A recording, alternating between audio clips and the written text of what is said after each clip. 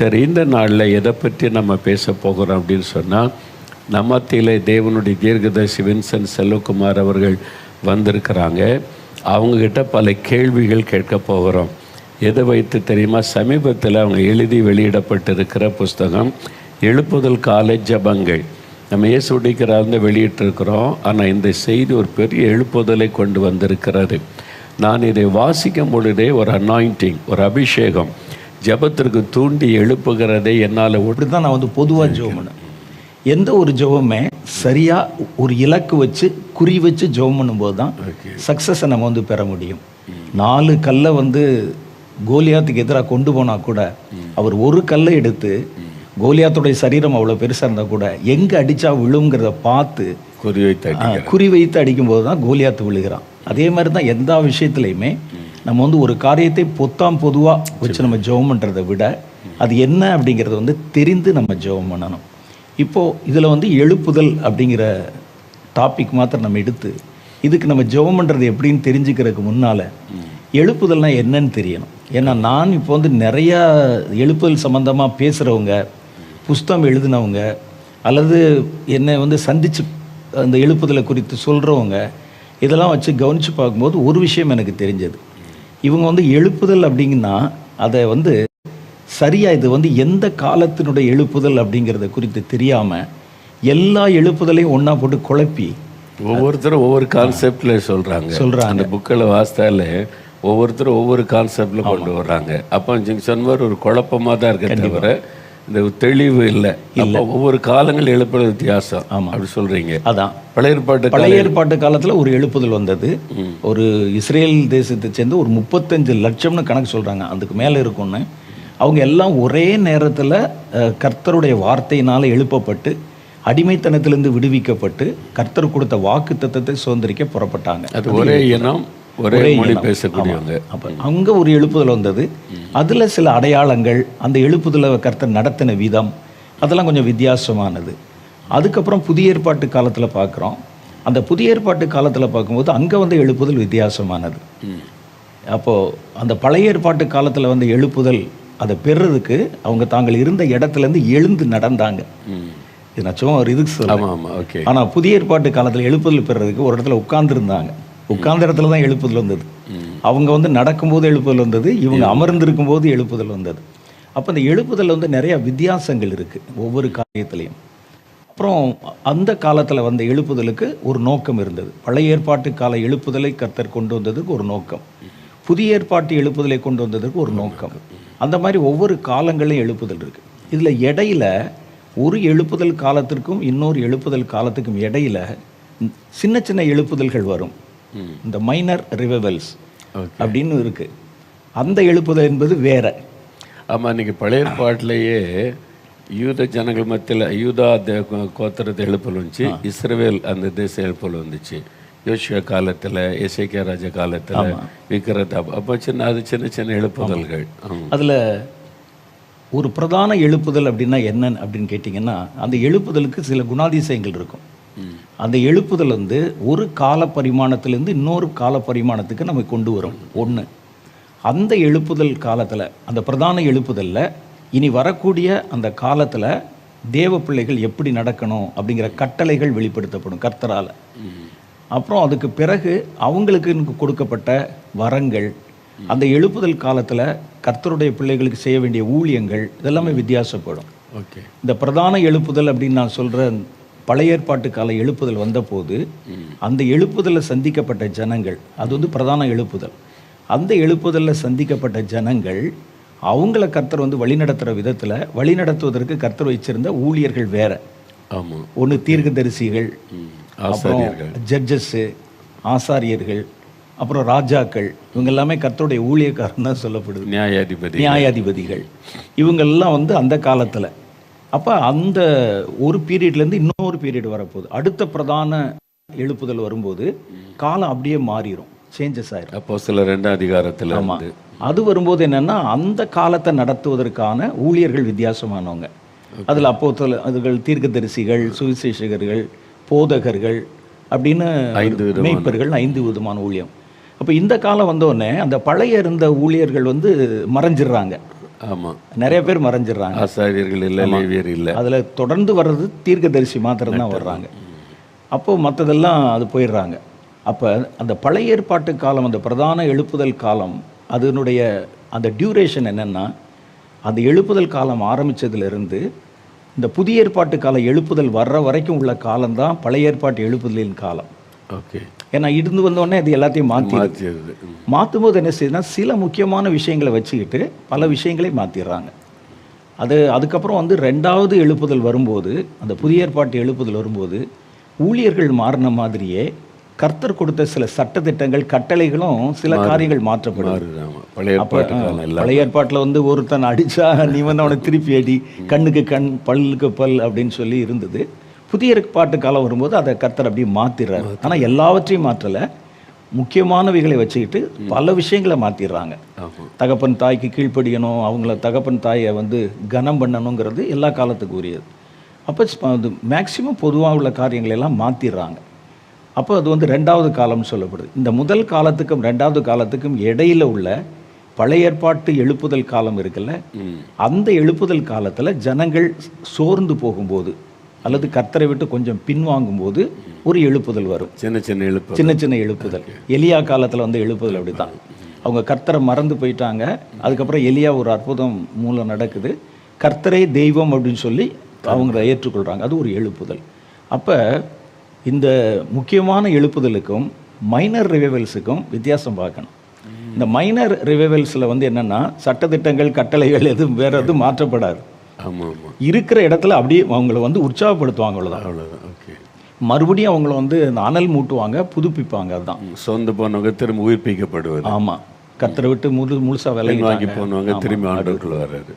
அப்போ இந்த மாதிரி வர்றது தான் அந்த மைனர் ரிவைவல்ஸ். இது அதே மாதிரி இந்த புதிய ஏற்பாட்டு காலம் ஆரம்பித்த பிறகு இதுக்கு அடுத்து இன்னொரு ஒரு எழுப்புதல் வருது. அது பேர் கடைசி கால எழுப்புதல் அப்படின்னு சொல்கிறோம். அதைத்தான் நம்ம பேசிகிட்டு இருக்கோம்.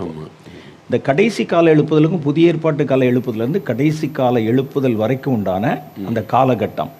இந்த காலகட்டத்தில் கர்த்தர் வந்து சட்டங்கள் மாற்றுறாரு, ஊழியர்களை மாற்றுறாரு, அங்கே உள்ள நடைமுறைகளை மாற்றுறாரு. எல்லாம் அந்த காலத்தினுடைய அந்த தன்மைக்கு ஏற்றபடி வந்து எல்லாத்தையும் மாற்றுறாங்க.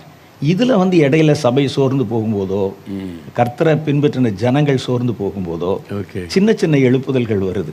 அதைத்தான் நம்ம வந்து அந்த 18ஆம் நூற்றாண்டு எழுப்புதல் சொல்கிறோம். ஆமாம். ஒவ்வொரு தேசங்களில், இந்தியாவில் கூட எழுப்புதல் வந்ததெல்லாம். ஆமாம். நான் மெயினாக கிறிஸ்தவங்க திரும்ப உயிர்ப்பிக்கப்படுற எழுப்புதல் தான் நீங்கள் சொன்ன மாதிரி மைனர் எழுப்புதல் எல்லாம். அப்போது அந்த மைனர் எழுப்புதல் வருதுல்ல, இந்த மைனர் எழுப்புதல் வந்து நம்ம ஒரு முக்கியமான ஒரு அடையாளமாக வச்சுக்கிட்டு அடுத்து வரக்கூடிய எழுப்புதலை நம்ம நிதானிக்க கூடாது. ஓகே. இது வேற, அது வேற. அப்போ வந்து பழைய ஏற்பாட்டு கால எழுப்புதல் வேற, புதிய ஏற்பாட்டு கால எழுப்புதல் வேற, கடைசி கால எழுப்புதல்ங்கிறது வேற. அப்போ ஒவ்வொரு எழுப்புதலுக்கும் ஒவ்வொரு விதமான நோக்கம் இருந்தது. அந்த பழைய ஏற்பாட்டு கால எழுப்புதலுடைய நோக்கம் என்ன அப்படின்னு கேட்டால், அந்த காலத்தில் வந்து தேவனால் உண்டாக்கப்பட்ட ஜனங்கள் கர்த்தரை மறந்து அல்லது அவரை பற்றி தெரியாமல் எந்த இதில் இருக்கும்போது தேவன் மனிதர்களோட தன்னை அதிகமாக இணைச்சிக்கிறல. அவர் இணைச்சதெல்லாம் ஒரு சிங்கிள் ஆளுக்கு தான். ஒரு சேத்து இருக்கலாம், ஒரு ஏனோக்கு இருக்கலாம், யாரோ ஒரு மனிதர்கிட்ட மாத்திரம் அவங்களோட பேசினார். ஆமாம். ஆனால் அப்படி இருந்த காலகட்டத்திலேருந்து மாற்றி தனக்குன்னு ஒரு தேசம், தனக்குன்னு ஒரு இனம், தனக்குன்னு ஒரு ஜனத்தை பூமியின் குடிகளில் இருந்து கர்த்தர் வேறு பிரித்து தெரிந்து எடுக்கிறார். அதுக்கு உண்டானது தான் இந்த பழைய ஏற்பாட்டுக்களை எழுப்புதல். அப்போ அவங்களுக்குன்னு விசேஷமாக அவங்க எப்படி நடக்கணும், அவங்க எப்படி ஜெபிக்கணும், எப்படி ஆராதிக்கணும், எப்படி தேவனோடு அவங்க நட்புறவு பாராட்டணுங்கிற சட்டத்திட்டங்கள் அதுக்கு முன்னால் கொடுக்கப்படலை, இப்போ கொடுக்குறாங்க. அப்போ இதில் ஒரு இனத்தை ஆயத்தப்படுத்துகிறாங்க. ஏன் அப்படின்னா, பூமியில் கர்த்தரை மறந்த ஜனங்கள் நடுவில் கர்த்தர் இப்போ மனிதனாக பூமிக்கு வரணும். அவர் வருவதற்கு என்ன செய்யணும்னா, ஒரு கூட்டம், ஒரு இனம், அதை அவரை சுற்றி இருக்கக்கூடிய இனம் அந்த மாதிரி ஒரு பரிசுத்தமான அல்லது தேவனை நம்புகிற ஒரு சூழ்நிலையை பூமியில் உண்டாக்கணும். அப்போ தான் கர்த்தர் வர முடியும். அவர் விக்கிரக ஆராதனைக்கார நடுவில் பிறந்தாலும் ஒன்றும் அப்போ அதனால அதை முன்குறித்து அவங்க என்ன செய்கிறாங்கன்னா, ஜீசஸ் வர்ற வரைக்கும். நீங்கள் நல்லா பார்த்தீங்கன்னா, பழைய ஏற்பாட்டு காலம் எப்போ அது முடியுதுன்னா, ஜீசஸ் வர்றதோட முடிஞ்சிருது. ஜீசஸ் வந்துட்டாருன்னா முடிஞ்சிருது. அப்புறம் வருகைக்கு தான் அந்த எழுப்புதல், அந்த இயேசுனுடைய முதல் வருகைக்கு தான் அந்த எழுப்புதல். அப்போ அவரை சூழ இருக்கிற ஜனங்கள், அவர் சார்ந்திருக்கிற இனம், அவர் எந்த தேசத்தில் வரப்போகிறார், எங்கே ஊழியம் செய்ய போகிறார், எல்லாவற்றுக்கும் ஒரு இனத்தை வேறு பிரித்து அந்த இனத்தை கடவுளை குறித்த அறிவிலும் அவரை குறித்த பயத்திலையும் அல்லது அவருக்கு எப்படி ஆராதிக்கணுங்கிற அந்த காரியங்கள் இதெல்லாம் சொல்லி ஒரு கூட்டத்தை ஆயத்தப்படுத்துகிறாங்க. அப்போ தான் ஜீசஸ் அதுக்குள்ளே வந்து வர முடியும், அவர் ஊழியம் செய்ய முடியும். அப்போ அந்த நோக்கம் நிறைவேறின பிறகு பார்த்திங்கன்னா அந்த காலம் வந்து முடிஞ்சிருது, அப்படியே முடிஞ்சிருது. அதே மாதிரி இந்த இஸ்ரவேலர்கள் யூதர்களுக்கு இருக்க இம்பார்ட்டன்ஸுமே குறைஞ்சிருது. முடிஞ்சில்ல, அவங்களுடைய வேலை முடிஞ்சு எக்ஸ்பயர் ஆயிடுச்சு. இப்போ அடுத்த இது வந்து என்ன ஆகுது, அடுத்த பீரியட் என்ன ஆகுதுன்னா அது புறஜாதிகளின் காலம் ஆயிடுது, சபையின் காலம். அந்த நேரத்தில் கர்த்தர் வந்து ஒரு சபையை வந்து எழுப்புறாரு. இப்போ தன்னுடைய ஜனங்களை ஒரு இனத்தில் தேர்வு செய்யாமல் உலகம் முழுவதிலும் இருக்கிற ஜனங்களை ஒன்றிணைத்து ரட்சிக்கப்பட்டவங்களை சபையாக்குறாங்க. அப்போ இதை செய்கிறதுக்கு வந்து அந்த பழைய ஏற்பாட்டில் இருக்க ஊழியர்கள் அவங்க பொருத்தமாக இருக்க மாட்டாங்க. அவங்க வந்து ஒரு நியாயாதிபதியோ ஒரு ஆசாரியர்களோ தேவையில்லை. அப்போ அதனால என்ன செய்கிறாங்கன்னா அதை மாற்றி ஊழிய அமைப்பு முறைகள் எல்லாத்தையும் மாற்றி 5 ஊழியங்களை ஏற்படுத்தி இந்த காலத்தில் கொண்டு வர்றாங்க. அப்போ இந்த குறிப்பிட்ட காலத்துக்குள்ளே சோர்வுகள் வரும்போது அவங்கள எழுப்புறதுக்கு சில மனிதர்களை பயன்படுத்துகிறாங்க. அப்போ இதையும் இனி வரக்கூடிய எழுப்புலையும் நம்ம கம்பேர் பண்ணக்கூடாது. அப்போ வந்து 3வது வரும்போது 3வது வருகிற காலத்தினுடைய நோக்கம் வேற. இந்த 2வது அந்த புதிய ஏற்பாட்டு காலத்தின் நோக்கம் என்பது சபை அல்லது கர்த்தருடைய ஜனங்களை ஒரு தேசத்திலிருந்து தேடாமல் உலகம் முழுவதிலிருந்து சேர்த்து அவங்கள பரலோகத்தில் கொண்டு போகிறது தான் அந்த நோக்கம். 2வது அதான் நம்ம சபைங்கிற ஒரு பேரில் சொல்கிறோம், மணவாட்டின்னு சொல்கிறோம். அவங்கள வந்து ஆயத்தப்படுத்தி கர்த்தர் கொண்டு போகிறோம் சொல்கிறோம். ஆமாம். 3வது வந்து ஒரு ரிவைவல் வருது. 3வது ஒரு ரிவைவல் வருதுன்னா இந்த எழுப்புதல் தான் கடைசி காலம்னு சொல்கிறோம். அதில் பழைய ஏற்பாட்டு காலத்தில் இந்த எழுப்புதலில் சில காரியங்களும் புதிய ஏற்பாட்டு காலத்து எழுப்புதலுடைய சில சாயலும் இதில் இருக்கலாம். ஆனால் எல்லாம் அப்படியே டிட்டோவாக வந்து வராது. அதே மாதிரி இந்த நடுப்பட்ட காலத்தில் இப்போ நான் நிறைய சிலருடைய புஸ்தகங்கள்லாம் பார்க்கும்போது இந்த நடுப்பட்ட காலத்தில் வரக்கூடிய மைனர் ரிவைவல்ஸை தான் இவங்க காட்டி இது மாதிரி ஒரு எழுப்புதல் வரப்போகிறதா தான் சொல்கிறாங்க. ஆனால் கர்த்தர் சொல்கிறது வந்து அது இல்லை. அப்போ இந்த 3வது எழுப்புதலில் என்ன நோக்கம் அப்படிங்கிறத ஒரு வசனத்தை உங்களுக்கு வாசித்து சொல்கிறேன். அந்த வசனம் ஒருவேளை இப்போ நான் சொல்கிற சில விஷயங்கள் வந்து கர்த்தர் எனக்கு சொல்லி கொடுத்த காரியங்கள் ஜனங்களுக்கு ஒருவேளை அதை புரிந்து கொள்ள முடியாமல் இருந்தால் கூட அதை அவங்க புரிந்து கொள்ள முயற்சி பண்ணணும். ஏன்னா இனி உள்ள காலத்தில் இனிமேல் காலங்கள் கிடையாது. இப்போ ஒரு வசனம் சொல்கிறேன் பாருங்க. அது வந்து 1 பேதுருவின் புஸ்தகம் 1வது அதிகாரம் 5வது வசனத்தில் இருக்குது. 1 பேதுரு 1:5 கடையில் வந்து இந்த எழுப்புதலுடைய நோக்கம் என்னன்னு நான் சொல்லிடுறேன் உங்களுக்கு. கடைசி காலத்திலே வெளிப்பட ஆயத்தமாக இருக்கிற ரட்சிப்புக்கு ஏதுவாக. இதில் அந்த முதல் அந்த அந்த அந்த வரியை மாத்திரம் எடுத்துக்கிறோம். இந்த புஸ்தகம் இந்த வார்த்தை எழுதின போது ரட்சிப்பு வந்து பூமிக்கு வந்துருச்சு. ஆமாம், ரட்சிக்கப்பட்டவங்களுக்கு தான் அந்த கடிதத்தை எழுதுறாரு. கடிதத்தை எழுதி அந்த ரட்சிக்கப்பட்டவர்கள் சொல்றாரு. அப்போ இங்கே என்ன சொல்றாருன்னா கடைசி காலத்தில் வெளிப்பட ஆயத்தமாக இருக்கிற அப்படின்னா வேற ஒரு ரட்சிப்பு வந்து இனி வந்து வரப்போகுதுன்னு அர்த்தம். அப்படித்தானே அர்த்தம்? அப்போ ஏன்னா இவங்க வந்து இப்போ ஆல்ரெடி ரட்சிப்பு வந்தாச்சு. இந்த பேதுரு காலத்தில் ரட்சிப்பு வந்தாச்சு. இந்த நிருபம் எழுதுறதும் ரட்சிக்கப்பட்டவங்களுக்கு. அவர் சொல்லும்போது சொல்றாரு கடைசி காலத்தில் வெளிப்பட ஆயத்தமாக இருக்கு, இன்னும் வெளிப்படலை, ஆயத்தமாக இருக்கிற ரட்சிப்புக்கு ஏதுவாக. இந்த ரட்சிக்கப்பட்ட உங்களை விசுவாசத்தை கொண்டு தேவன் பலத்தினாலே காக்கப்பட்டிருக்கிறார் அப்படின்னா வேறொரு ரட்சிப்பை பற்றி இந்த இடத்துல சொல்றாங்க.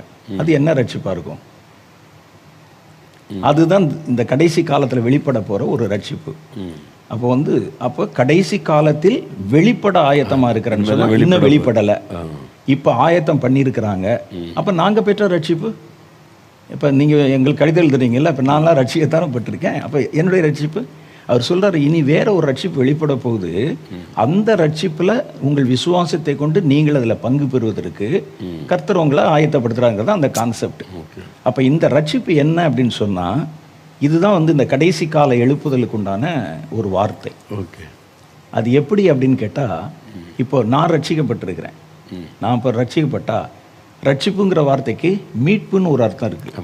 அது நிறைய அர்த்தம் சொல்லுவாங்க மீட்பு. அப்போ நான் மாத்திரம்தான் இப்போ வந்து மீட்கப்பட்டிருக்கிறேன்.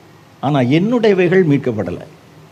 இப்போ நான் மீட்கப்பட்டிருக்கிறேன், கர்த்தர் என்னை கூப்பிட்டா, ஒரு சின்ன உதாரணத்துக்கு நீங்கள் ஊழியம் இந்த மாதிரி நிறையா கட்டடங்கள்லாம் இருக்குது, உங்களுக்குன்னு கர்த்தர் ஒரு ஊழியம், ஒரு பகுதி, ஒரு சபை ஏதோ ஒன்று கொடுத்துருக்கிறாரு. நீங்கள் ரட்சிக்கப்பட்டால் நீங்கள் மாத்திரம் தனியாக பிரிஞ்சு போயிடுவீங்க. அப்போ நீங்கள் செய்த இந்த காரியங்கள்லாம் ஊழியம், அப்போ இது சாத்தானுக்கு போயிடுமா? அப்போ கர்த்தர் என்ன செய்கிறாருன்னா, உங்களை ரட்சித்ததோட நீங்கள் சார்ந்ததையும் அவர் மீட்க போகிறார். முதல் கட்டமாக மனிதனை மீட்டார், அடுத்து மனிதனுக்கு கொடுத்த பூமியை மீட்க போகிறார். அதான் இந்த ரெண்டாவது ரட்சிப்பு. இந்த ரட்சிப்பு மனிதருக்குரியதல்ல, இந்த ரட்சிக்கப்பட்ட மனிதர்களை கொண்டு மனிதர்களுக்கு உரியதை மீட்க போகிறாங்க. ஓகே.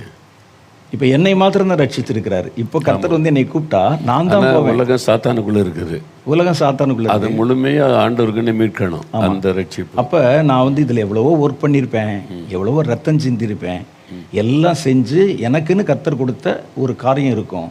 நான் இதெல்லாம் உருவாக்கியிருப்பேன். நாளைக்கு நான் மீட்கப்பட்டு பரலோகத்துக்கு போயிட்டா நான் உருவாக்கி வச்சதெல்லாம் யார்கிட்ட போகும்? இல்லை, இந்த கேள்வி எனக்கு எழும்பிச்சு. சரி, எதுக்கு இவ்வளோ பெரிய தேவனுடைய கூடாரம் கட்டணும், இவ்வளோ பில்டிங் கட்டணும், கோடிக்கணக்கு ரூபா போட்டு எதுக்கு ஆண்டு செய்ய சொல்கிறாரு? அவர் எல்லாத்தையும் போட்டுட்டு போகிறோம், அவ்வளோதானே. அப்புறம் சாத்தான் ஆட்சி பண்ண போகிறோம். அப்போ இதெல்லாம் யாருடையதாகும்? ஆண்டுடைய பணம் தானே. இது என்ன ஆகுன்னு பல சமயம் உள்ளத்தில் கேள்வி வந்தது. உண்மைதானே? ஆமாம். அப்போ இது மாதிரி தானே ஒவ்வொருத்தரும் சபையை கட்டுறோம், ஆலயங்களை கட்டுறோம், எல்லாம் கோடி பணம் போட்டு கட்டி ஜெபம் பண்ணி, அப்போ அது யாருடையதாகும்?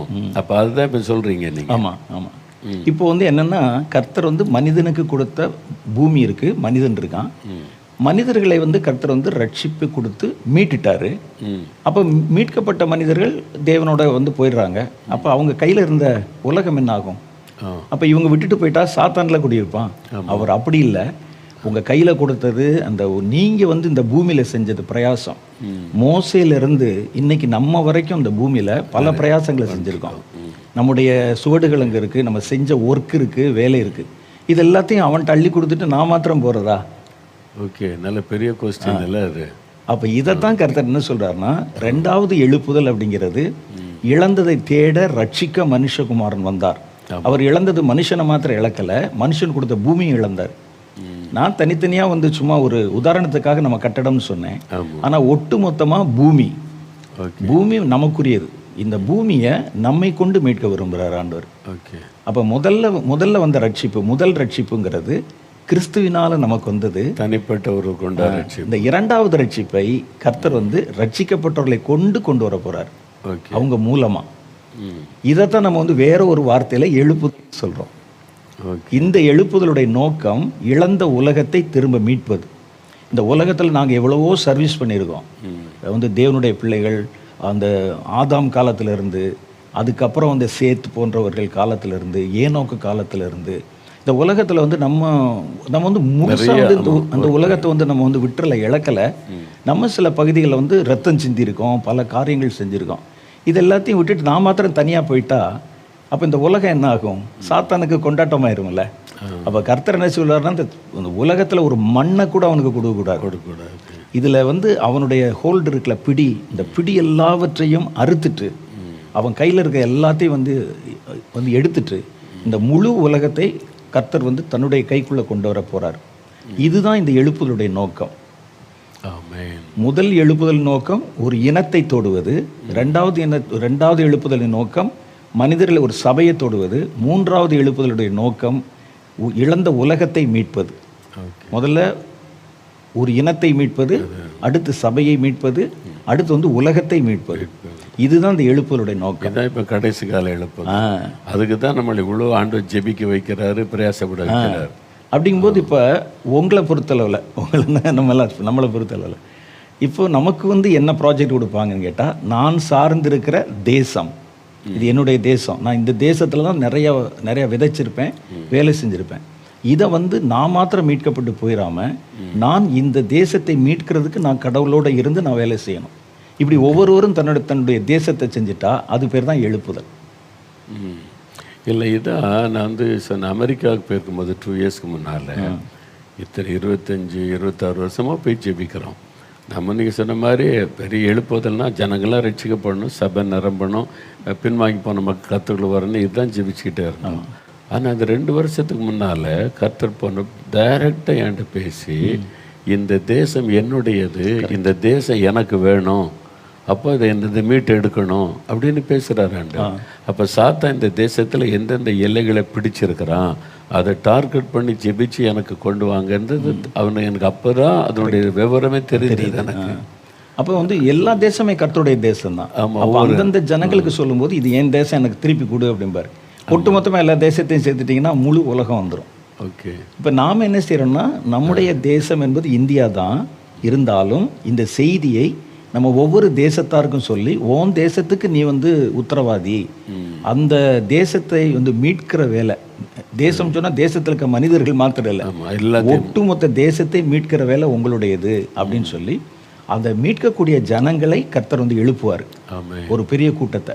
அதுக்கு நீங்கள் செயல்படணும்னு சொல்லி தான் நம்ம வந்து அவங்கள என்கரேஜ் பண்ணத்தான் ஒரு அமெரிக்காக்கோ ஒரு ஆஸ்திரேலியாவுக்கோ நீங்கள் போகிறீங்க. ஆனால் நமக்கு பிரதானமாக ஒன்று என்ன இருக்குன்ற, நான் என் தேசத்தை மீட்கணுங்கிறது என்னுடைய பிரதான கடமை. மற்றவங்க வந்து தங்கள் தேசத்தை மீட்கிறதுக்கு முயற்சிக்கும் போது நம்ம அவங்களுக்கு வந்து ஹெல்ப் பண்ணுறோம். ஒரு அமெரிக்காவுக்கு நீங்கள் போய் பண்ணுறீங்கன்னா அமெரிக்கர்களுக்கு நீங்கள் உதவி செய்யத்தான் போகிறீங்க. அவங்க அதை புரிஞ்சுக்கிட்டு தான் அவங்க தான் உங்களை கூட்டம் மற்ற மாதிரி காரியங்கள் செய்யலாம் பண்ணணும். நம்ம வந்து ஒரு தேசத்தை குறித்து கர்த்தர் பாரப்படுறாரே அப்படிங்கிற அந்த ஒரு பாரத்தினால தான் நம்ம உள்ளே இறங்கி நம்ம செலவழிச்சே செய்கிறோம் சில காரியங்களை. ஆனால் கர்த்தர் கணக்கு கேட்கும்போது நமக்கு நம்ம தேசத்தை குறித்து நம்ம மீட்கணுங்கிறது தான் முழு அந்த கர்த்தர் கேட்கக்கூடிய காரியம். அப்போ இதுதான் அந்த ரிவைவல் அப்படிங்கிறது, முழு உலகத்தை மீட்பது, முழு உலகத்தை வந்து ஆயத்தப்படுத்துவது. அப்போ முதல்ல வந்து இதை வந்து கர்த்தர் என்ன செய்ய போகிறாருன்னா, கர்த்தருடைய காரியங்கள் வந்து எந்தெந்த இடத்துல அது வந்து விதைக்கப்பட்டிருக்கும். இப்போ இந்தியானா, இந்தியாவில் பார்த்தீங்கன்னா முழுசாக வந்து நிறையா ஒரு 75% அல்லது ஒரு 80% வந்து சாத்தானுடைய கண்ட்ரோலில் தான் இருக்குது. ஆனால் ஒரு 25%லேருந்து 30% வரைக்கும் தேவனுடைய காரியங்கள் இங்கே உள்ளே விதைக்கப்பட்டிருக்கும். தேவனுடைய மனிதர்கள், தேவனுடைய சபைகள், அவங்க செஞ்ச ஊழியங்கள், அவங்க வேலைகள், அபிஷேகம், அனாயிண்டிங் எல்லாம் இருக்கும். இந்த 20 வச்சு அந்த 70-80 வந்து பிடிக்கிறது தான் கர்த்தருடைய திட்டம். அப்போ இதை செய்கிறதுக்கு தான் கர்த்தர் வந்து அந்த எழுப்புதல் சொல்கிறார். அப்போ இந்த ரட்சிப்பு, இந்த 2வது ரட்சிப்பு என்பது மனிதர்களுக்காக அல்ல, மனிதர்களை கொண்டு பூமியை மீட்கிற ரட்சிப்பு தான் இந்த ரட்சிப்பு. இதில் நீங்கள் அந்த கருத்தில் இந்த வசனத்தை படித்து பார்த்தீங்கன்னா தெளிவாக புரியும் நமக்கு. இப்போது அந்த ரட்சிப்பை பெறுவதற்காக தான் உங்களை ஆயத்தப்படுத்தியிருக்காரு. அப்போ நான் தான் ரட்சிக்கப்பட்டனே. அப்போ இவர் எந்த ரட்சிப்பை சொல்கிறாரு? எதை மீட்கணும்னா உலகத்தை மீட்கணும், உன்னை வச்சு நான் மீட்கணும் அப்படின்னு சொல்ல வர்றார். கடைசி காலத்தில் வெளிப்பட ஆயத்தமாக்கப்பட்டிருக்கிற ரட்சிப்புக்கு ஏதுவாக, அது அந்த ரட்சிப்புக்காகத்தான் விசுவாசத்தை கொண்டு தேவனுடைய பலத்திலே காக்கப்பட்டிருக்கிற நீங்கள் அந்த ரட்சிப்புக்காக தான் கர்த்தர் வந்து உங்களை விசுவாசத்தை கொடுத்து அபிஷேகத்தை கொடுத்து உங்களை வந்து காப்பாற்றி வச்சிருக்கிறதே இந்த ரட்சிப்பில் உன்னை பயன்படுத்த தான். அப்படி தானே அர்த்தம் வருதுனே? அப்போ இதுதான் வந்து அவங்க சொல்லக்கூடிய அந்த ஒரு கான்செப்ட். அப்போ இந்த எழுப்புதலுக்கு கர்த்தருக்கு வந்து பயன்படுவதற்கு வேறு விதமான ஊழியர்கள், வேறு விதமான வரங்கள், வேறு விதமான ஜெபங்கள் இதெல்லாம் நமக்கு தேவைப்படுது. அப்போ நம்ம வந்து இல்லை இந்த இந்த இந்த தெளிவு இருந்தால் தான் நம்ம அதை நோக்கி பயணிக்க முடியும். கண்டிப்பாக அதான் சொன்ன மாதிரி எழுப்புதலை பற்றி நமக்கு முழுமையாக தெரியாது. இன்னும் நிறைய பேருக்கு எழுப்புன்ற வார்த்தை பயன்படுத்தினா தான் இப்போ ஜனங்க விரும்புகிறாங்கன்னு எல்லாம் எழுப்புதல் வார்த்தை பயன்படுத்துகிறாங்க. அது அனிச்சை செயல் மாதிரி. ஆமாம், அப்படி வந்துட்டு அதான் எழுப்புதல் ஆராதனை, எழுப்புதல் திருவிருந்து, எழுப்புதல் முழுகிற ஜபம், இனிமேல் எழுப்புதல் கல்யாணம்லாம் வந்துடும். அந்த அளவுக்கு வந்து எழுப்புதல்ன்ற வார்த்தை. கண்டிப்பாக. ஆனால் அந்த பழைய ஏற்பாட்டு எழுப்புதல், முதல் நூற்றாண்டு எழுப்புதல், இந்த எழுப்புதலுக்கு எவ்வளோ வித்தியாசம் இருக்குல்ல ஒன்னொன்றுக்கும். அதில் ஒவ்வொன்றையும் இப்போ அந்த அணுகுமுறையே வித்தியாசமாக இருக்கும்ண்ணே. அதாவது புதிய ஏற்பாட்டு கால எழுப்புதல் வரும்போது ஜெபம் பண்ணி அந்த எழுப்புதல் வருது, ஜெபம் பண்ண சொல்கிறாரு. ஆனால் பழைய ஏற்பாட்டு கால எழுப்புதலுக்கு யார் ஜெபம் பண்ணா? இல்லை வந்துச்சு. ஆனால் அப்போ ஒவ்வொன்றுக்கும் ஒவ்வொரு காரியம் நம்ம வித்தியாசம் இருக்கு. அப்போ ஒருவேளை அங்கே ஜெபம்னா கூட அந்த ஜெபம் வந்து வித்தியாசமும், இந்த ஜெபம் அவங்க 10 நாள் காத்திருந்து வாக்குத்தத்தை நிறைவேற காத்திருந்து ஜெபம் பண்ணுற ஜெபம். ஆனால் பழைய ஏற்பாட்டு ஜெபம், பழைய ஏற்பாட்டு காலத்தில் எழுப்புதல் ஜெபமே இல்லாமல் வந்துருச்சே. ஆமாம். அப்போ அதே மாதிரி கடைசி கால எழுப்புதலுக்கு ஜெபம் வரும். ஆனால் அந்த ஜெபம் வந்து வித்தியாசமாக இருக்கும். நீங்கள் இந்த புதிய ஏற்பாட்டு காலத்தில் இது பண்ண ஜெபத்தினுடைய மாதிரியை வைத்துக்கொண்டு இதை வந்து செய்ய முடியாது. இதில் வந்து அதோட கூட சேர்ந்து மேலான பல விஷயங்கள் இருக்கும். அதனால தான் இந்த எழுப்புதல் கால ஜெபங்கள் வந்து வித்தியாசம். ஆமாம். ஏன்னா அப்போ வந்து அவங்க என்ன சொல்லி ஜெபம் பண்ணியிருப்பாங்க நமக்கு தெரியல. 10 நாள் வாக்குத்தத்தம் பண்ணது நிறைவேறும்படிக்கு காத்திருங்கள் சொல்லிட்டாரு. 10 நாள் அதைத்தான் சொல்லியிருப்பாங்க. வாக்குத்தத்தம் பண்ண நிறைவேற்றுங்க, அவ்வளோதான். அவ்வளோதான் அவங்களுடைய ஜெபம் இருந்திருக்கும். ஆனால் அப்போ அந்த மாதிரி ஜெபத்தை வச்சு நம்ம இந்த கடைசி கால எழுப்புதலில் அதை முழுசாக பயன்படுத்த முடியாது. இப்போ வரும்போது என்னென்னா மேலான ஜெபங்கள், மேலான காரியங்களை குறித்த ஜெபங்கள். அதனால தான் முதல்ல வந்து நம்ம எதற்கு ஜெபம் பண்ண போகிறோமோ அதை குறித்த முழு விவரங்கள் நமக்கு தெரியணும். அப்போ தான் குறி வச்சு நம்ம வந்து அடிக்க முடியும். அப்போ நம்ம வந்து பார்க்கும்போது அப்போ நான் வந்து இதை தான் வந்து திங்க் பண்ணேன். நம்ம வந்து ப்ரேயரை வந்து ரொம்ப மையப்படுத்துகிறோம், அது வந்து ப்ரேயர் தான் வரும்னு சொல்கிறோம். ஆனால் பழைய ஏற்பாட்டு காலத்தில் பார்த்தா ஜபிக்கவே இல்லை, யாருமே ஜபிக்கல. ஆனால் கர்த்தர் எழுப்புதலை கொண்டாந்துட்டாரு. அப்படி வாக்குத்தத்தம் அது நிறைவேறுது. ஆனால் அதுக்காக நம்ம இப்போ ஜெபம் பண்ணக்கூடாதுன்னு சொல்லலை. இந்த ஜெபம் இல்லை, இதை விட மேலான ஜெபம். அதை தான் வந்து எழுப்புதல் கால ஜெபங்கள்ங்கிற புத்தகத்தில் லேசாக சொல்ல முற்பட்டுருக்குறோம், முழுசாக சொல்லலை. ஒருவேளை அந்த நிகழ்ச்சியில் தான் ஒருவேளை கர்த்தர் ஒரு சித்தமான அந்த காரியங்களை நமக்கு வெளிப்படுத்தணும்.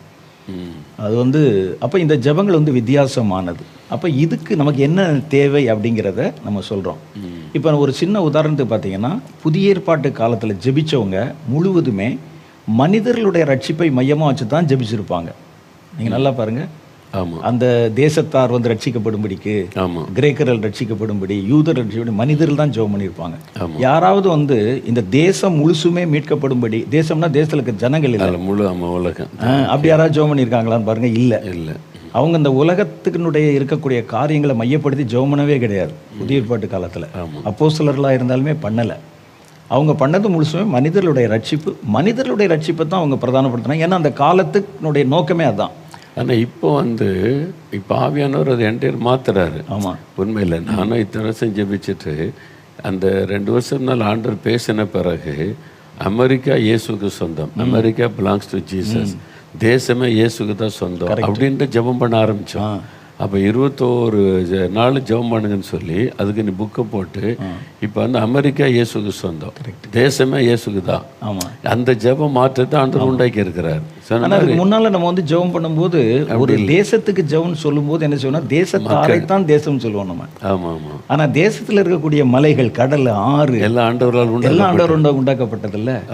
இந்த கடைசி கால எழுப்புதல்ல, மனிதர்களுடைய எழுப்புதல்ல, மனிதர்களை கொண்டு அவங்க சார்ந்திருந்த அந்த லேண்டு, பூமி எல்லாத்தையும் மீட்க போகிறது தான் இந்த எழுப்புதல்.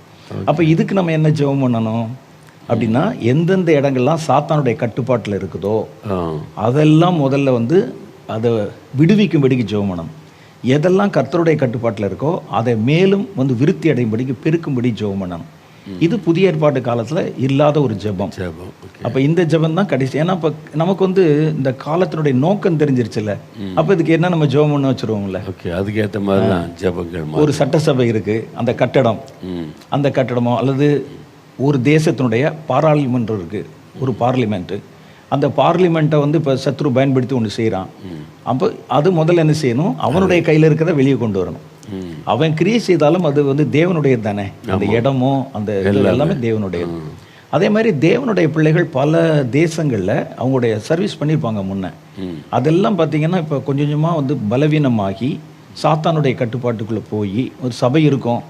என்ன இன்றைக்கி நம்ம பார்க்கக்கூடிய பிரம்மாண்டமான பாரம்பரிய சபைகள் மிஷினரிகள் வந்து கட்டினது தான், ரத்தம் சிந்தினது தான், உழைச்சது தான். ஆனால் இன்னைக்கு அந்த நோக்கம் மாறி பிசாசனுடைய கட்டுப்பாட்டுக்குள்ள. இப்போ இதை யார் மீட்கிறது? அப்போ நம்ம இதுவரைக்கும் நம்ம புதிய ஏற்பாட்டு காலத்தில் சொன்ன எழுப்புதல், ரட்சிப்பு என்பது ஜனங்களை பற்றி மாத்திரம்தான் பேசிகிட்டு இருந்தோம். ஆனால் கடைசி காலத்தில் வரும்போது ஜனங்களை மாத்திரம் இல்லை, ஜனங்களை கொண்டு அவங்க சார்ந்திருக்கிற பூமியையும் மீட்கணும் அப்படிங்கிற கான்செப்ட். அப்போ இதை வச்சு பார்த்துட்டிங்கன்னா உங்களுக்கு வேறு ஜெப குறிப்புகள்லாம் வரும் புதுசாக. ஆமாம், நம்ம ஜெபிக்கிற காரியமே வித்தியாசமாகணும், மாறிடுதில்ல, ஜெபிக்கிற முறை வித்தியாசமாகணும். அது மாதிரி அதை நான் வந்து இந்த எழுப்புதலுக்கு வச்சு இந்த 2000 இந்த 25 வருஷமாக இந்த எழுப்புதலை ஃபோக்கஸ் பண்ணி கொண்டு வந்த பிறகு நிறைய எழுப்புதல் பற்றி புஸ்தகங்கள் வாங்கி வாசித்தேன். இந்தோனேஷியா எழுப்புதல், அப்புறம் அமெரிக்க எழுப்புதல், இங்கிலாந்து எழுப்புதல் நிறைய வாசித்து இதெல்லாம் நடந்திருக்கு இன்னைக்கு. அப்போ இதெல்லாம் வந்து இது மாதிரிலாம் எழுப்புதல் வரணும்னு ஜெபிச்ச போது கர்த்தர் ஒரு நாள் பேசினார், மகனே இது இல்லை கடைசி கால எழுப்புதல், இது அந்தந்த காலத்துக்கு வந்து எழுப்புதல். கடைசி காலத்தில் வரப்போகிற எழுப்புதல் எப்படி இருக்கும் அப்படின்னா, நிம்மல் அப்போஸ்தலர் நடபடிகளை திரும்ப வாசி. அப்போ அதில் ஒரு மாடல் இருக்குது. அப்போ அது சொல்லிட்டு ஒன்று சொன்னார் ஆண்டவர், அதே மாதிரி கடைசி கால எழுப்பல் இருக்காது, இதை விட 1000 மடங்கு வல்லமாக வெளிப்படும். அந்த வார்த்தை சொன்னார் ஆண்டவர். நீ அப்போஸ்தலர் நடபடிகள் மாதிரியே நடக்கும்னு நினச்சிக்கிடாத, அது ஒரு மாடல், அவ்வளோதான். ஆனால் அதை மாதிரி 1000 மடங்கு பலத்த காரியம் வித்தியாசமானது கடைசி கால எழுப்பல் நடக்கும் அப்படின்னு தெளிவாக பேசினார். அப்போ அது என்னது எப்படின்னு எனக்கு தெரியல, ஆனால் அதுக்காக ஜெபிச்சுக்கிட்டே இருந்தால் நான் மற்றவங்களும் சொல்லியிருக்கிறேன் அதை மாதிரி இருக்கான்னு.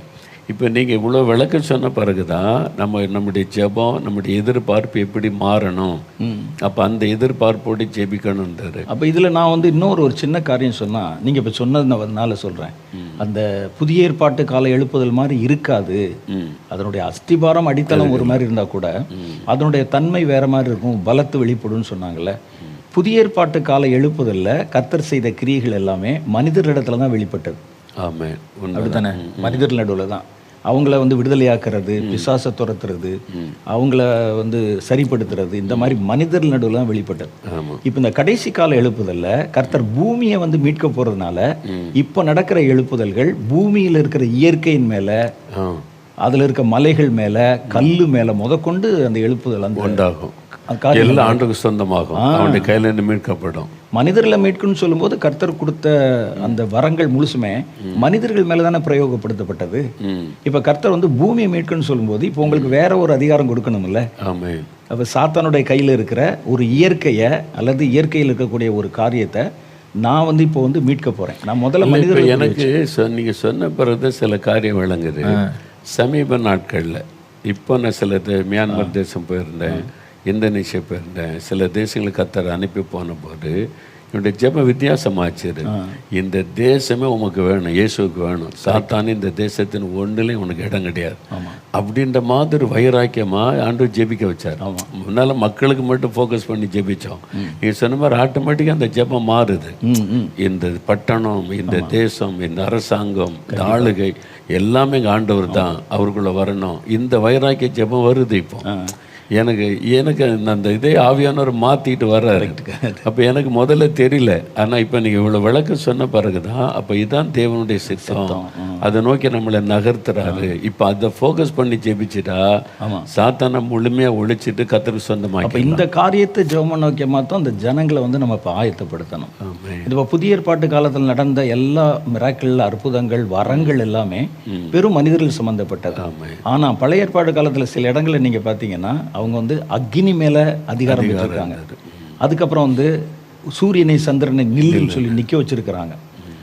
அது மாதிரி வந்து இயற்கையில் நிறைய விஷயங்களை வந்து அவங்க பண்ணியிருக்காங்கல்ல. அது மாதிரி வந்து புதிய ஏற்பாட்டு காலத்தில் யாராவது பண்ணியிருக்காங்களான்னு பாருங்க, இருக்காது. இவங்க பண்ணது முழுசுமே சபைக்கு நடுவில், மனிதர்கள் நடுவில், ஏன்னா அந்த எழுப்பருடைய தன்மை அதுதான். அதனால அவங்க நடுவில் நடந்துச்சு. ஆனால் கடைசி காலத்தில் இது நடக்கும். எது நடக்கும் அப்படின்னா, கர்த்தர் வந்து அத்திமரத்தை பார்த்து பெயர்ந்து போய் நீ வந்து சமுத்திரத்தில் விழு, ஒரு மலையை பார்த்து பெயர்ந்து போய் சமுத்திரத்தில் விழுன்னு சொன்னார்ல. அது ஏன் புதிய ஏற்பாட்டு காலத்தில் நடக்கலைன்னா, அப்போ வந்து அந்த அதிகாரம் மனிதர்கள் மேலே தான் நமக்கு வரங்கள் கொடுக்கப்பட்டது. இனி வரக்கூட தலைமுறைக்கு கொடுக்கப்படுகிற வரங்கள் மனிதர்கள் மேலே மாத்திரம் இல்லை, இயற்கையின் மேலேயும் கர்த்தருடைய படைப்புகள் மேலேயும் பூமியின் மேலும் கொடுக்கப்படும். அப்போ இந்த மகிமை வெளிப்படும் போது வேற மாதிரி இருக்கும். அப்போ நான் வந்து ஒரு இடத்துல இருக்கிறத வந்து நகர்த்தி கொண்டு போக முடியும். கர்த்தர் வந்து அது வரப்போகிறதுனால தான் முன்னாலே அதை வந்து ஒரு உதாரணம் மாதிரி சொல்லி செஞ்சும் காமிச்சார். ஒரு அத்திமரத்தை பட்டு போன்னு சொல்கிறாரு, பட்டு போகுது. அப்போ தன் சீசர்களுக்கு சொல்லி இப்போவே நம்முடைய அந்த மைண்ட் செட்டை ஆயத்தப்படுத்தி வைக்கிறது. நீ வந்து ஒரு அத்திமரத்தை விசுவாசத்தோடு சொன்னீங்கன்னா அந்த மரம் பட்டு போயிடும். அது மாத்திரம் இல்லை, நீ சமுத்திரத்தில் நடுவில் போய் நடப்படு அப்படின்னு சொன்னால் கூட போயிடும். அதே மாதிரி மலையை பார்த்து நீ பெயர்ந்து சமுத்திரத்தில் போய் விழுன்னு சொன்னால் போயிடும்னு சொன்னார். ஆனால் ஏன் இந்த அப்போஸ்தலர்கள் அதை வந்து செஞ்சு பார்க்கல, நடக்கலை? இனிமே நடக்கும். இனிமே நடக்கிறது முன்னால் சொல்லிட்டான். இந்த காலம். ஆமாம், இந்த காலம். அதான் அந்த அதை தீங்கு நாளில் அந்த ஜெபத்தை குறித்து கூட பவுல் எழுதுவே பேசியல.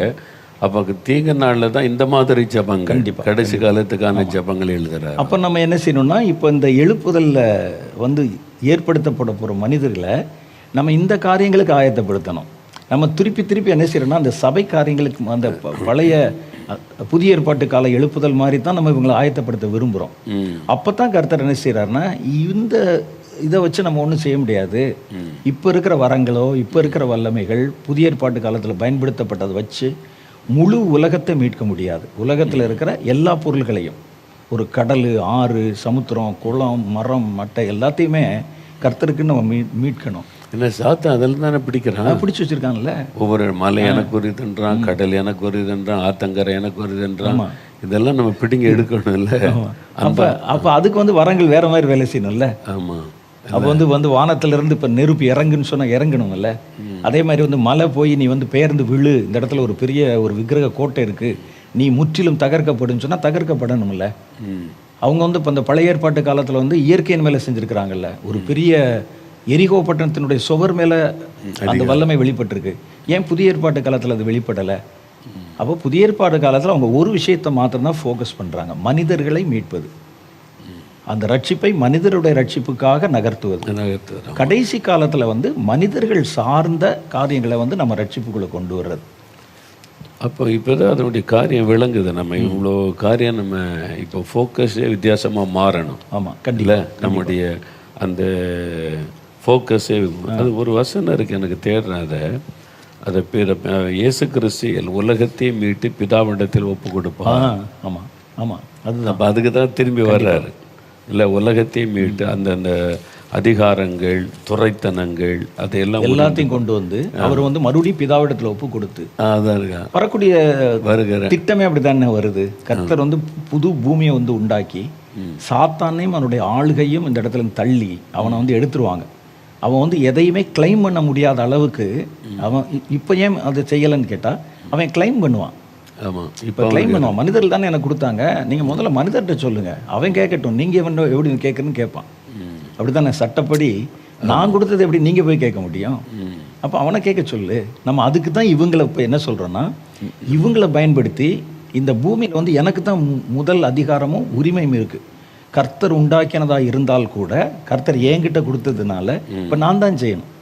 இப்போ கர்த்தர் வந்து இப்போ ஒரு சின்ன உதாரணத்துக்கு நீங்கள் சொன்ன அந்த வசனத்தின் படி பூமியையும் அவருடைய நிறைவையும் கொண்டு பிதாவிடத்தில் ஒப்பு கொடுக்கணும்னு சொன்னால் இப்போ நினச்சா கூட செஞ்சிடலாம் அவர். ஆனால் அவர் நீதியின்படி செய்ய மாட்டார், மனிதரை வச்சு தான். அப்போ சாத்தான் இடத்துல போய் சொன்னால் அவன் என்ன சொல்லுவான், நீங்களா கொடுத்தீங்க எனக்கு, உங்ககிட்ட நான் பெற்றேனா? அப்போ பட்டா யார் மேலே இருக்குதோ அவங்க தான். இப்போ நான் வீடு கட்டி உன் பேருக்கு பட்டா எழுதி கொடுத்துட்டேன், நான் தான் கட்டினா கூட நான் பேச முடியாது. யார் பேருக்கு பட்டா இருக்கு அவங்க தான் கோர்ட்டில் நிற்கும். அப்போ பட்டா நம்ம பேரில் இருக்கு, கண்டிப்பாக பூமி நம்ம தான் மீட்டை எடுக்கணும். ஆண்டவர் பின்னால் நம்ம உதவி செய்வார். கண்டிப்பாக அதுதான். அப்போ வந்து ஒருத்தருக்கு இந்த மாதிரி ஒரு பிரச்சனைனா ஒரு பக்கத்தில் இருக்க ஒரு 10 பேர் வந்து அவருக்கு சார்பாக பேசுவாங்க, அவருக்கு வந்து ஹெல்ப் பண்ணுவாங்க. ஆனால் இவர் தானே போராடணும், உரிமையாளர் தானே போராடணும். அப்போ அதுக்கு தான் கர்த்தர் வந்து மனிதர்களை ஆயத்தப்படுத்த சொல்கிறார்.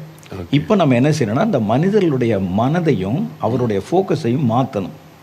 வெறும் மனிதர்களுடைய ரட்சிப்பு மாத்திரம் இல்லை, உலகத்தை ரட்சிக்கிறதுக்கு என்ன, அதுக்கு என்ன விதமான வரங்கள் கர்த்தர் வாக்கு பண்ணியிருக்கிறாரு, உங்கள் ஜெபத்தில் என்னென்னலாம் நடக்கும், இனி வந்து உங்களுடைய ஜெபத்தை எதை நோக்கி திருப்பணும், எதெல்லாம் நம்ம வந்து மீட்டு கொள்ளணும் அப்படின்னு.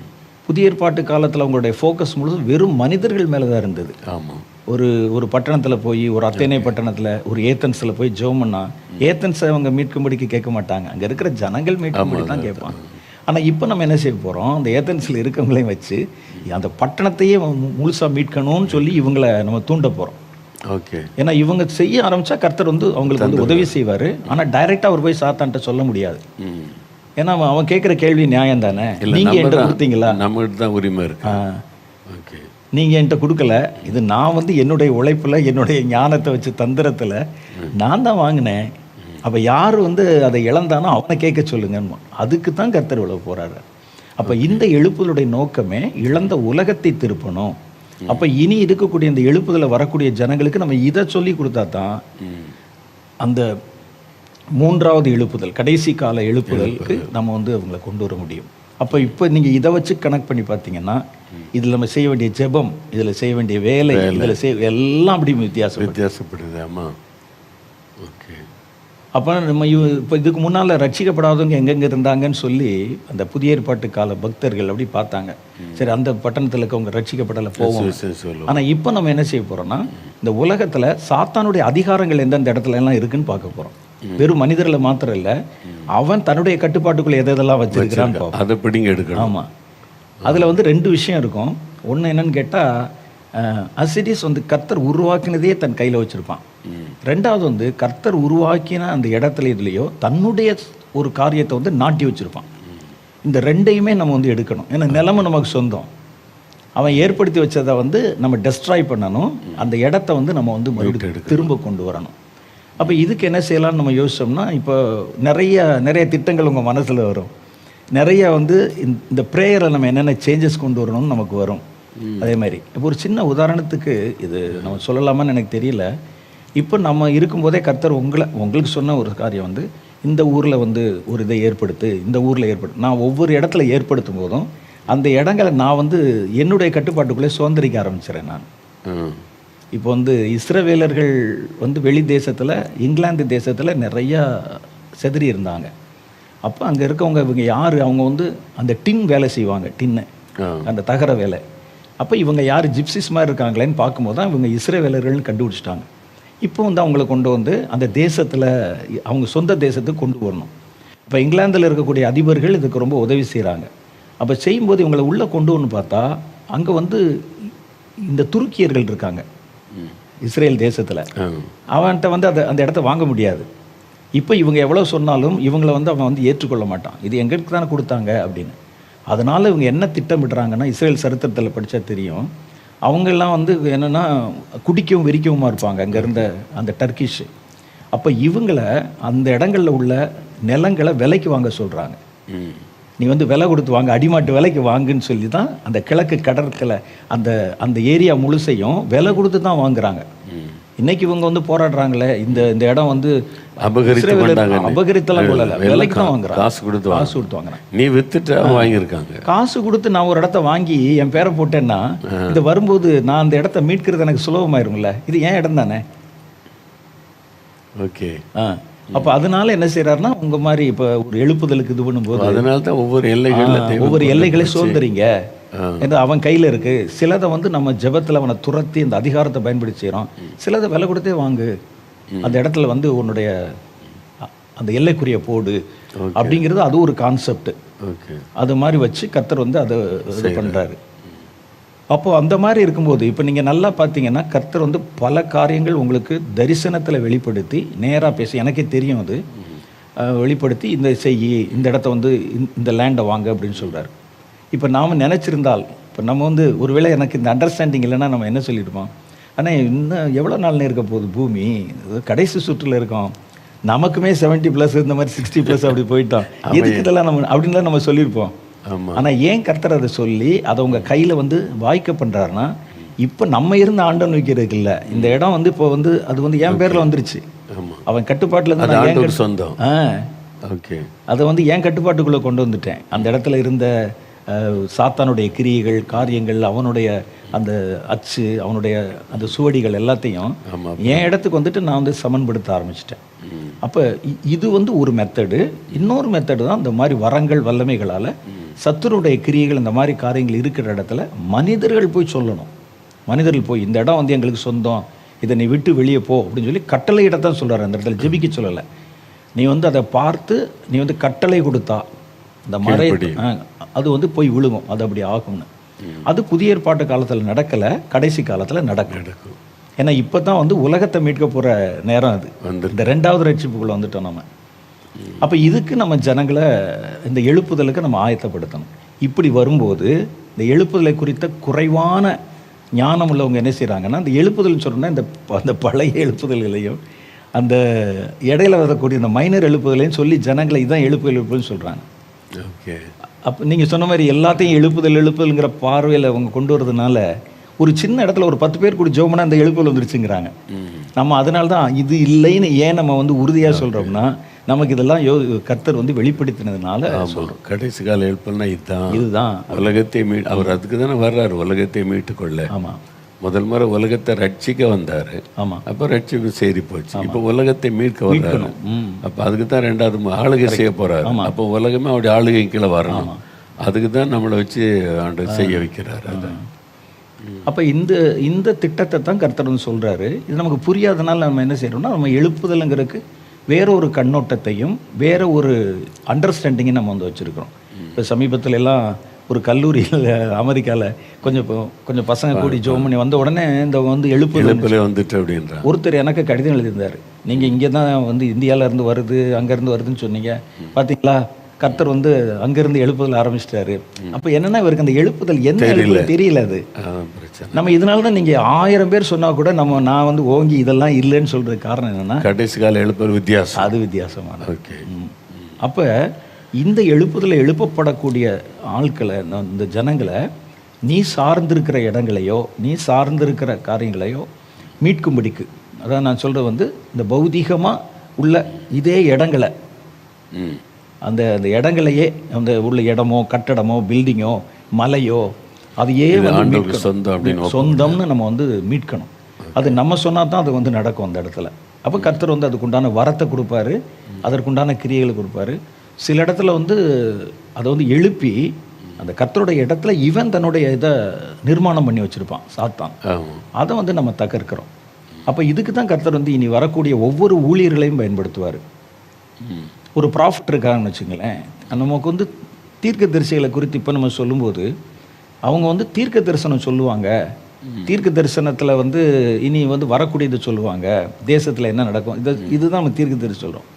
ஆனால் எரேமியாவுக்கு கர்த்தர் சொல்லும்போது அந்த தீர்க்க தரிசியை உன்னை நான் எதுக்கு எழுப்புறேன்னா, பார், கட்டவும் இடிக்கவும் பிடுங்கவும் நாட்டவும் அழிக்கவும் ஏற்படுத்தவும் நான் இன்னைக்கு வந்து தேசத்தின் மேலே. அப்போ இவ்வளோ வேலையை தீர்க்க தரிசி யாரும் செய்யலையே.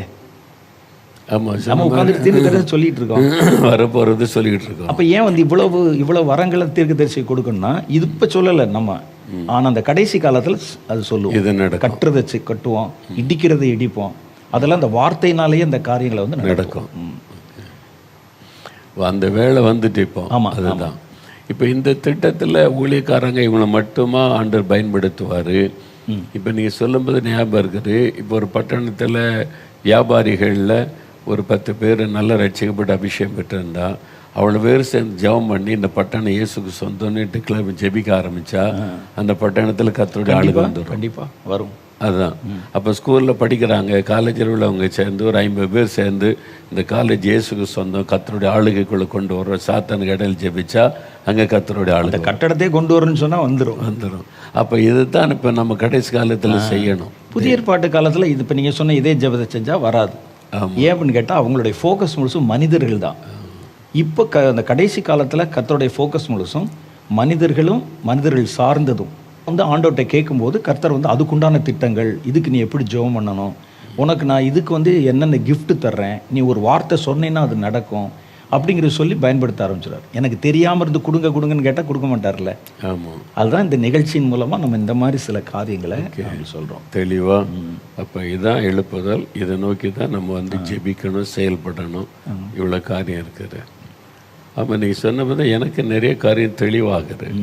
இந்த கடைசி கொஞ்சம் சில வருஷமாக தான் அந்த மாதிரி ஜபங்கள், அந்த மாதிரி ஃபோக்கஸில் கர்த்தர் வழி நடத்துகிறார். ஆனால் முழுமையாக தெரியல. இப்போ நீங்கள் சொன்ன பிறகு தான் அது விளங்குது முழுமையாக.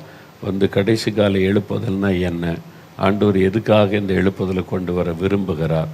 வெறும் ஜனத்தை மட்டும் ரட்சிக்கிறதுக்கு இல்லை, அந்த இடத்தை மீட்டு எடுப்பதற்கு. அதாவது யோசுவா காலத்தில் நான் இதான் சொன்னேன், இப்போல்லாம் சமீபத்தில் பிரசங்கம் பண்ணும்போது தேசத்தை உங்களுக்கு ஒப்பு கொடுத்தேன், சுதந்திரித்து கொள்ளுங்க, யுத்தம் பண்ணி சுதந்திரிங்கன்னு சொல்கிறாரு.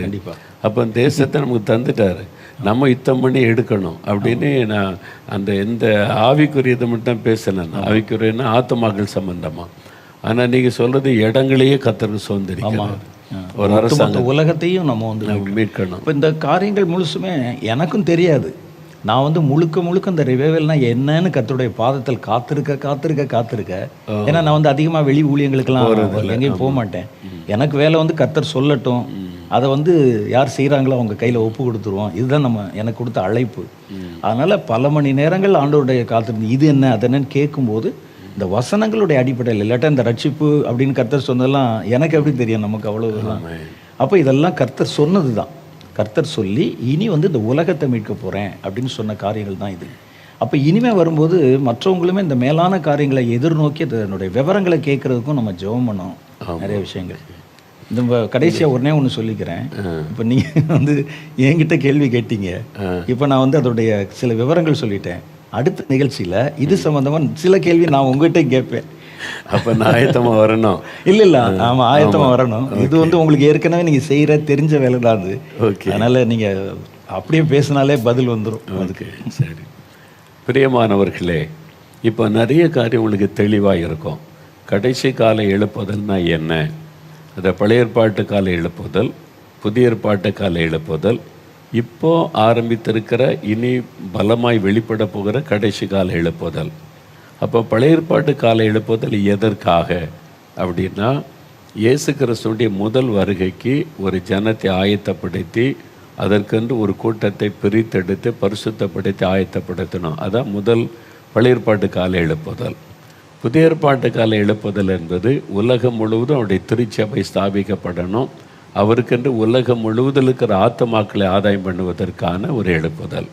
ஆனால் இனி வரப்போகிற எழுப்புதல் எதற்காகனா, இயேசு கிறிஸ்து ராஜாதி ராஜாவாய் வரப்போகிறார்.